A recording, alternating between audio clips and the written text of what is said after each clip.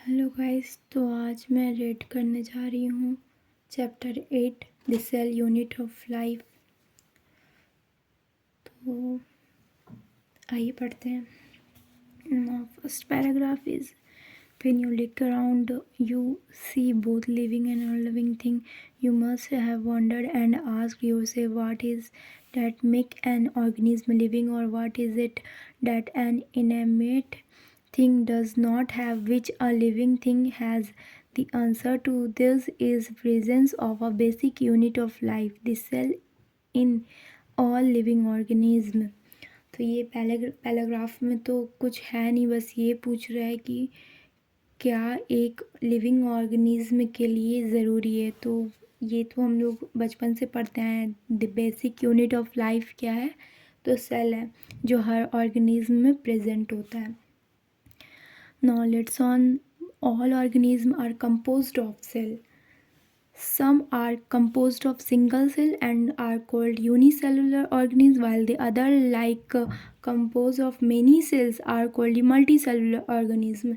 तो ये भी बड़ी बेसिक सी बात है कि सारे ऑर्गेनिज्म जो हैं वो सेल के बने हुए हैं, और जो सिंगल सेल के बने हुए हैं उन्हें हम यूनिसेलुलर ऑर्गेनिज्म कहते हैं, और जो मल्टी सेलुलर ऑर्गेनिज्म के बने हुए हैं उन्हें हम, मतलब एक से ज़्यादा सेल से बने हुए, उन्हें हम मल्टी सेलुलर ऑर्गेनिज्म कहते हैं। Now the first topic is our what is cell. Unicellular organisms are capable independent existence and performing the essential function of life. Anything less than a complete structure of a cell does not ensure independent living. Hence cell is the fundamental structural and functional unit of living organism और living organism. तो किसी भी organism के लिए उसका function और independent existence होना ज़रूरी है। तो जब तक एक कंप्लीट सेल नहीं होगा तो कोई भी लाइफ एग्जिस्ट नहीं कर सकेगी। तो फर्स्ट पॉइंट क्या है? इंडिपेंडेंट एग्जिस्टेंस होना, और सेकंड है कि वो अपने लाइफ का सारा फंक्शन, एसेंशियल फंक्शन जो होता है वो परफॉर्म कर सके, और इसके लिए एक कंप्लीट सेल होना बहुत ही ज़रूरी है। Cell is the fundamental structure and functional unit of our all living organisms. Anton von Leeuwenhoek first saw and described live cell.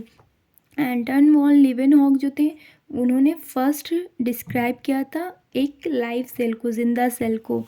Robert Brown later discovered the nucleus. उसके कुछ टाइम के बाद Robert Brown ने nucleus को discover किया था कि cell में न्यूक्लियस होता है. The invention of microscope and its improvement leading to the electron microscope revealed all the structural detail of the cell. जब माइक्रोस्कोप का इन्वेंशन हो चुका था तो इसने बहुत ज़्यादा इम्प्रूवमेंट दी थी सेल की डिस्कवरी और उसकी स्टडीज़ के लिए. Now the our second topic, next topic is cell theory. In 1838, Matthias Salada and German botanist, Matthias Salada जो थे वो एक जर्मन के botanist थे, examined a large number of plants and observed that all plants are composed of different kind of cell which form the tissue of the plant at about same time. ये एक botanist हैं German के जो examine कर रहे थे large number of plant पे, जो कि एब्जॉर्ब होता है compose of different kind of cell. हर प्लांट एक अलग तरीके के सेल से बना हुआ था जो एक फॉर्म क्रिएट कर रहा था टिश्यू का.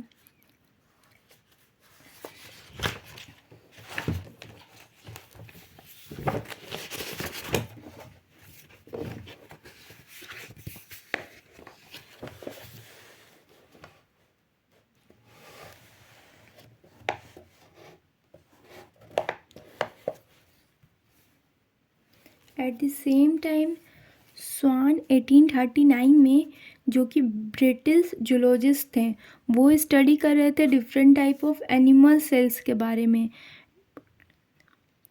जो कि रिपोर्ट करते हैं कि cell has thin outer layer, जो जिसको आज के टाइम में हम लोग प्लाज्मा मेम्ब्रेन कहते हैं. तो ये स्टडी स्वान की थी जो कि एक ब्रिटिश जूलॉजिस्ट है. He also concluded based on his studies on plant tissue that the presence of cell wall is unique character of the plant cell. On the basis of this, Swan proposed the hypothesis that the bodies of animal and plant are composed of cell and product of cell. इनकी studies से हमें ये पता चला कि plant cell में एक unique character है जिसको हम लोग सेल वॉल कहते हैं, वो सिर्फ प्लांट में ही पाया जाता है। और ये जो थ्योरी थी, ये हाइपोथेसिस थी, तो इससे हमारी थ्योरी आती है कि animal and plant are composed of cell and product of cell. Celadon and Swan together formulated the cell theory.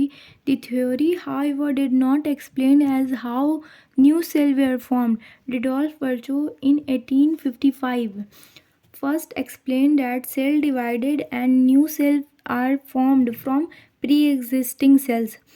तो जब सेलेडन और स्वान, जो कि एक ब्रिटिश जूलॉजिस्ट और जर्मन बॉटनिस्ट ने मिल के थ्योरी बनाई थी, उसमें कहीं भी ये नहीं था कि न्यू सेल कहाँ से फॉर्म हो रही है। तो 1855 में रुडोल्फ वर्चो ने एक्सप्लेन किया इसके बारे में कि सेल्स जो हैं वो डिवाइड होते हैं और फिर न्यू सेल उसी से बनते हैं। तो इसको एक लैंग्वेज में बोला गया है ओमनी सेलुला ए सेलुला। इसका मतलब होता है कि जो न्यू सेल्स फॉर्म हो रहे हैं वो पुराने सेल्स को टूट के बन रहे हैं। ही modified hypothesis of Schleiden and Schwann to give the final cell theory. जो इसके बाद हमारी फाइनल सेल थ्योरी जो रुडोल्फ वर्चो के एक्सप्लेनेशन के बाद आई है, वो ये है कि all living organism are composed of cell and product of cell. And second is cell are arise from pre existing cell. इसके पहले किसी को नहीं पता था कि सेल आ कहाँ से रहे हैं, बन कहाँ से रहे हैं न्यू सेल।